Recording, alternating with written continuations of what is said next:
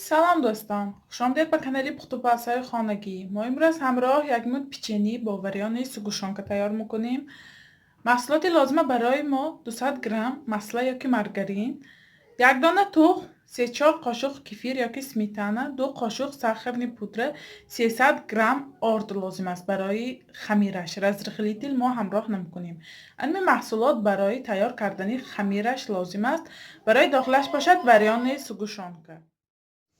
ما در اول مسلامه میگیریم. بسم الله الرحمن الرحیم. خداوند کاری ما به فیض و برکت و عبرتیت.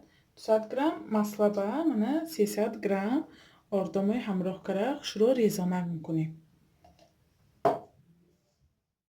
بسم الله الرحمن الرحیم. خمیرش باید روغنینی پیساچنی بیاد. برای همین ما رزرخلیتیل همراه نمیکنیم.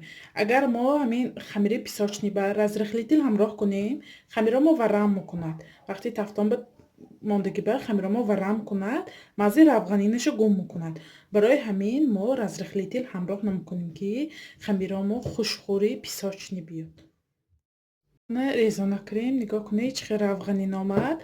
اگر مثلا پرسنتش بسیار باشد میتونید یک دیگه آرد همراه کنید.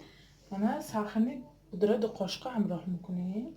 بار دیگه همیشه شروع آمیخته میکنیم. شکر کنیده میشد با ساخن پودر کنید بهتر، برای آنکه ساخن پودر در نی خمیر با شروع آب میشد. من ریزانه که ما باید اگر روغنین شود، من همین خیلی میچسبد یک دیگریش به روغنین باشد. اگر خمیرش روغنین نباشد نمیچسبد یک دیگریش به آرد شده میرد. ما کو یک دانه من تخم، من اول کمتر سمیتانه یا کفیرامایه همراه کرده شروع خمیر میکنیم. بسم الله الرحمن الرحیم. خمیری ما هم تیار شد. نگاه کنید خمیر ما چقدر روغنین آمد.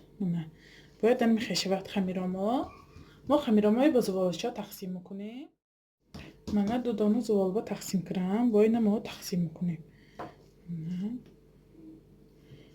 4 تا 8 تا 8 تا 10 12 تا میشه. من تقسیم میکنیم.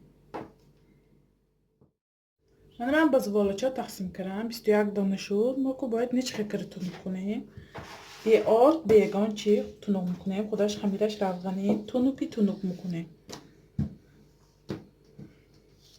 سخت یک طرف تونوک نمیکنیم و ما درازکچه شک تونوک میکنیم. حرکت اگر خمیر ما روغنین باشد خودش منه گرداش میکفد. خودش معلوم. ما کو یک قاشق سگوشانه ملکا میمانیم. میتونید جیم مانید یگانه مود، میتونید چارمغز مانید، چارمغزی کفتگی مانید، چخیل خواهید میتونید مانده. اونه ترسی پیچانیدنش میپوشیم. عصبی خمیرش روغنی بودن ما می آهسته رکن میکنیم که لخ نشود. ما مثل همین رولت میپیچونیم. باید چخه شود. همیشه میتر کشاده میپیچونیم. من پیچنی های لیسپ گرفتم. با مدت 15-20 دقیقه 200 درجه تفتانند پخته میگیریم. ما اینو سخت سرخ نمیکنیم. اگر سخت سرخ کنیم ساخن پودره شروع نمیقبد.